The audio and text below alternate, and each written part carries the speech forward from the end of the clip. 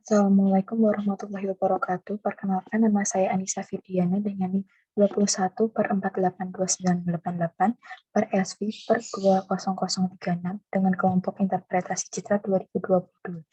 Ingin mempresentasikan responsi interpretasi citra dengan materi citra radar. Terdapat 6 bab yang akan saya sampaikan. Yang pertama adalah pendahuluan, kedua adalah pembahasan citra radar, ketiga adalah praktek pengolahan citra radar, keempat framework pengolahan citra radar, kelima contoh citra berbagai resolusi serta teknik interpretasinya, dan 6 adalah penutup. Tema pendahuluan. Penginderaan jauh merupakan ilmu dan seni dalam memperoleh informasi mengenai objek, daerah, atau gejala dengan menganalisis data yang diperoleh dengan menggunakan alat tanpa berinteraksi dengan objek, daerah, atau gejala yang dikaji. Penginderaan jauh sangat berhubungan erat dengan energi gelombang elektromagnetik. Gelombang elektromagnetik yang berasal dari sinar matahari merupakan komponen penting dalam penginderaan jauh. Banyak sensor-sensor dalam penginderaan jauh yang menggunakan energi pantulan sinar matahari sebagai sumber gelombang elektromagnetik. Sebagian besar gelombang elektromagnetik tertahan oleh atmosfer dan tidak mencapai bumi, dan bagian yang dapat mencapai bumi disebut dengan jendela atmosfer. Pada jendela atmosfer ini merupakan area di mana hanya sedikit atau tidak terjadi serapan radiasi untuk beberapa panjang gelombang elektromagnetik tertentu, sehingga radiasi gelombang elektromagnetik dapat melewati atmosfer sampai mengenai objek yang ada di permukaan bumi. Radiasi gelombang elektromagnetik atau GAM merupakan sumber energi utama dalam penginderaan jauh. GAM merupakan suatu bentuk energi yang hanya diamati melalui interaksinya dengan sebuah objek. Wujud dari energi ini biasanya dikenal dengan sinar tampak, sinar X, inframerah, dan gelombang mikro. GAM merupakan gelombang bergerak yang memiliki kecepatan tertentu yang bergantung pada panjang gelombang. Besarnya nilai presentasi pantulan objek akan mencerminkan warna dari suatu objek. Maka semakin panjang gelombang yang dihasilkan akan semakin jelas pula objek yang direkam.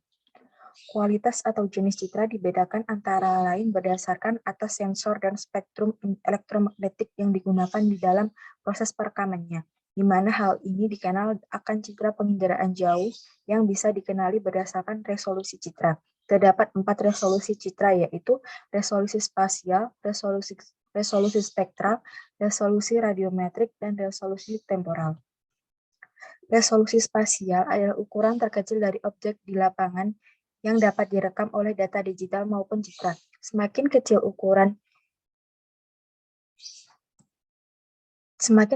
ukuran yang dapat direkam oleh suatu sensor, maka sensor tersebut memiliki kualitas yang baik dan rinci untuk menyajikan data dan informasi. Resolusi spektral merupakan kemampuan suatu sistem optik elektromagnetik yang berfungsi untuk membedakan informasi objek berdasarkan nilai pantulan ataupun nilai pancaran spektralnya. Selain itu, resolusi spektral merupakan banyaknya jumlah saluran atau band yang digunakan pada citra.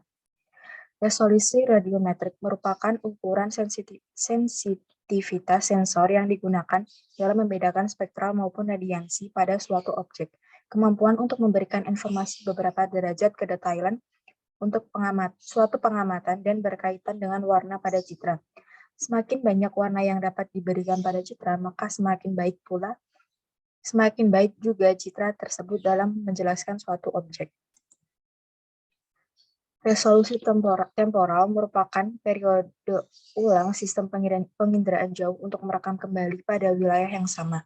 Merupakan kemampuan citra untuk memberikan informasi berupa tempat yang sama dalam waktu yang berbeda. Terdapat banyak jenis citra penginderaan jauh, seperti Quick Bird, World View 1, World View 2, View Eye, Pleiades, Rapid Eye, Landsat 8, Konos, Alos Afnir, dan radar. Pada pembahasan ini, materi yang akan dibahas selanjutnya adalah mengenai citra radar.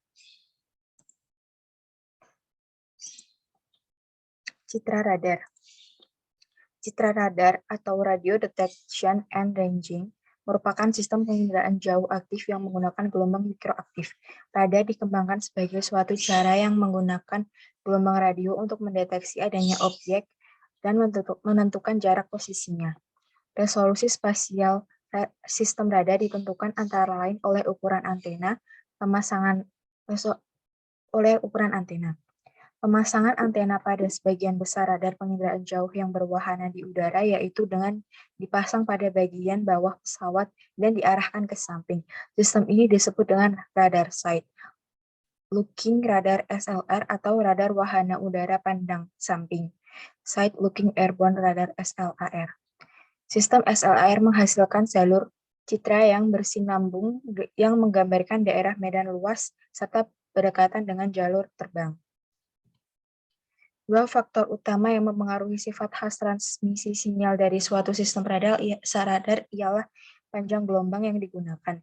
Misal, radar X, C, S, L, dan P juga kombinasi arah polarisasi gelombang radarnya. Karena berbagai objek mengubah polarisasi tenaga yang mereka pantulkan dalam berbagai berbagai tingkatan, maka terbentuk polarisasi sinyal yang mempengaruhi kenampakan objek pada citra yang dihasilkan. Efek geometrik sensor objek relatif atas intensitas sinyal hasil balik radar selaras dengan efek kekerasan permukaan. Sedangkan kekerasan permukaan objek merupakan fungsi variasi relief sehubung dengan panjang gelombang pantulan tenaga. Permukaan yang kasar bertindak sebagai pemantul baur dan memancarkan tenaga datang ke semua arah, dan hanya mengembalikan sebagian kecil ke antena. Citra radar merupakan sistem penginderaan jauh aktif yang memiliki sumber energi sendiri dalam proses pencitraannya. Dengan demikian, secara umum radar mampu menghasilkan produk yang diharapkan dalam berbagai kondisi cuaca. Teknologi sistem radar yang berkembang cukup pesat pada akhir dekade ini yaitu menghasilkan citra resolusi tinggi 6,25 kali 6,25 meter yang diperoleh dari sistem pencitraan sintetik, sehingga memberikan kenampakan yang cukup detail. Kekurangan citra radar dalam aplikasinya yang sangat terasa adalah hanya memiliki satu kanal atau kanal tunggal. Hal ini mengakibatkan tampilan permukaan bumi pada citra radar hanya berwarna hitam putih atau tidak berwarna. Untuk melakukan identifikasi pada objek, dilakukan proses interpretasi citra. Interpretasi citra dapat didefinisikan sebagai suatu pengkajian foto udara, atau citra dengan tujuan untuk melakukan identifikasi objek dan menilai arti dari objek tersebut. Interpretasi citra penginderaan jauh dilakukan dengan dua cara, yaitu interpretasi secara manual dan interpretasi secara digital. Interpretasi citra terhadap objek kali ini dilakukan dengan menggunakan software NV Classic dan menggunakan hasil filtering citra radar. Metode filtering yang dilakukan dengan data citra radar dilakukan untuk menonjolkan kenampakan objek yang terdapat pada citra sehingga lebih mudah untuk dibedakan. 3. Praktek pengolahan citra radar. Untuk memanfaatkan data radar yang telah didapatkan untuk keperluan pengamatan sumber daya, proses yang perlu dilakukan selanjutnya adalah pra-pengolahan filtering. Filtering merupakan sebuah metode yang digunakan dalam pengolahan citra untuk menonjolkan suatu kenampakan citra sehingga lebih mudah untuk dibedakan dengan kenampakan lain. Filtering juga dapat digunakan untuk mengubah sinyal optis, elektronis maupun digital sesuai dengan kriteria yang ditentukan. Fungsi filtering pada pemrosesan citra adalah digunakan untuk menyeleksi suatu nilai piksel sehingga memiliki variasi nilai yang dapat menggambarkan kenampakan yang lebih jelas dari citra aslinya. Tampilan citra yang lebih jelas didapatkan dengan melakukan penonjolan dan penyamaran dari nilai piksel. Variasi nilai piksel pada sebuah citra diubah dengan menggunakan algoritma tertentu. Dengan adanya proses filtering diharapkan kenampakan dari citra yang digunakan dapat lebih jelas dan mudah dikenali.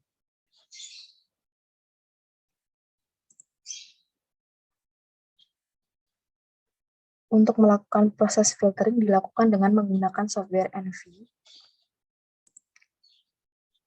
Dimulai dengan menambahkan data melalui open image file, kemudian melakukan pencarian data yang akan digunakan,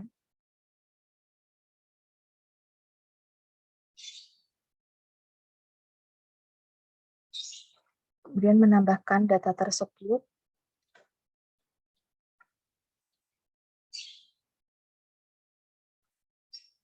Kemudian klik OK. Oke.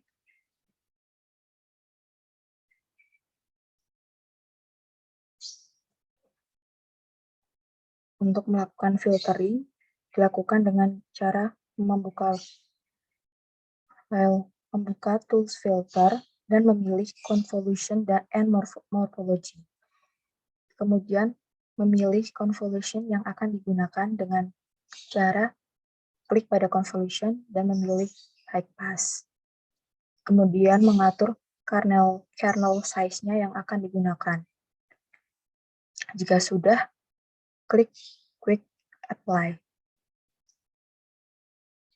Pilih band yang akan digunakan. Kemudian OK.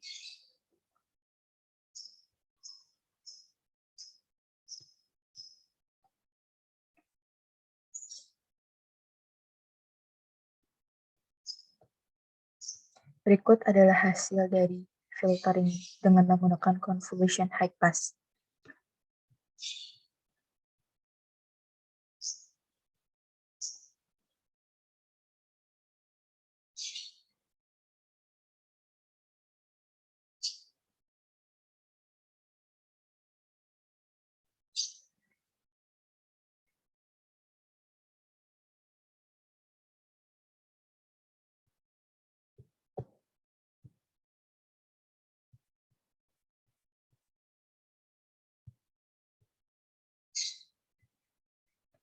Kemudian adalah dengan kernel size 5x5.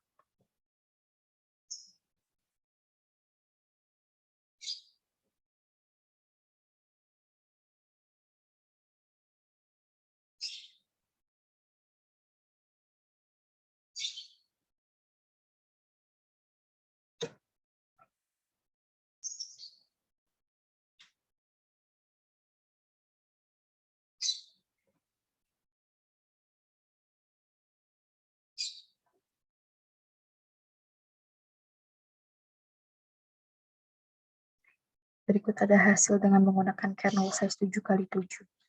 Selanjutnya adalah menggunakan convolution low pass.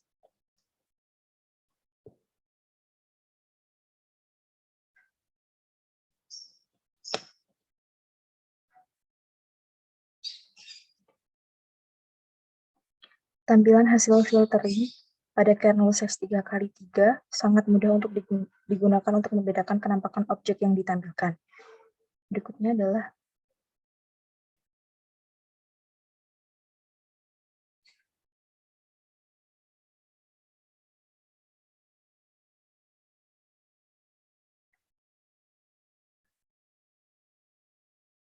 selanjutnya adalah convolution directional filter angle dengan menggunakan 45 derajat.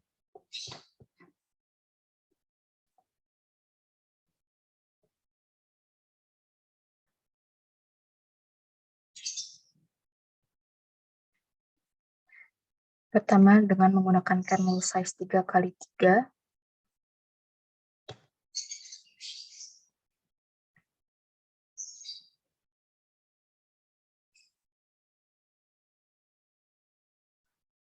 Lima kali 5.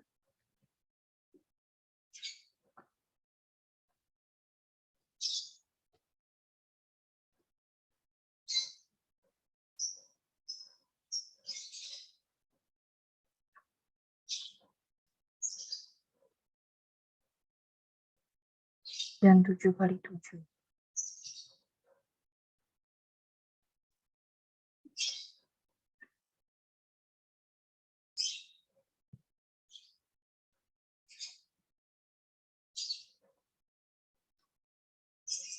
Kedua dengan menggunakan 180 derajat.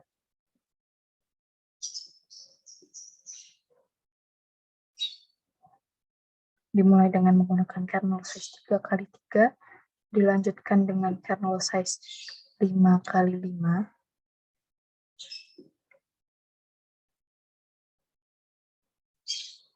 dan terakhir dengan menggunakan kernel size 7x7.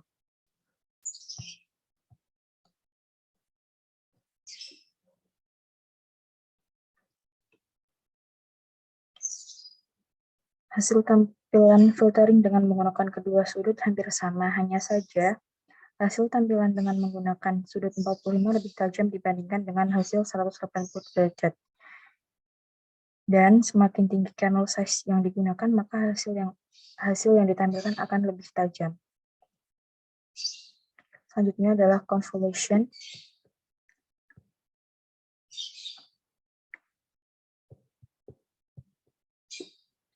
User definite. Yang pertama dengan menggunakan kernel size 3x3, kemudian 5x5, kemudian 7x7.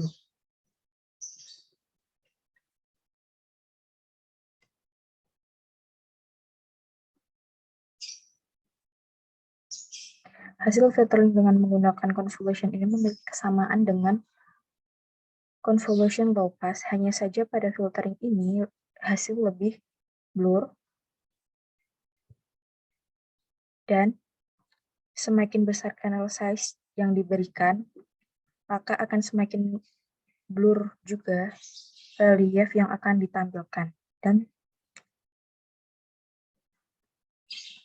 tidak kurang nyaman untuk dilihat.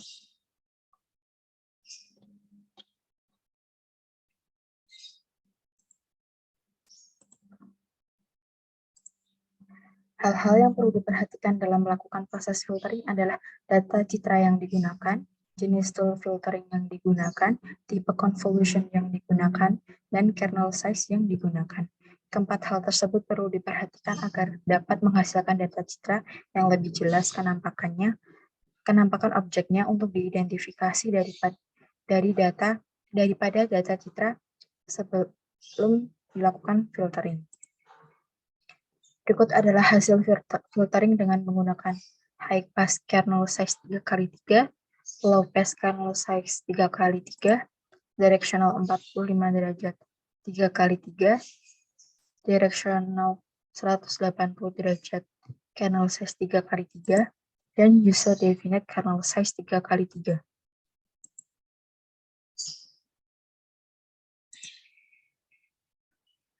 Framework pengolahan citra radar. Dimulai dengan membuka NV Classic, yang merupakan software yang digunakan untuk melakukan filtering, kemudian menambahkan data citra radar yang akan dilakukan filtering, membuka tools filter pada NV untuk melakukan filtering, menggunakan menu filter convolution and morphology, dan memilih tipe convolution yang akan digunakan untuk melakukan filtering.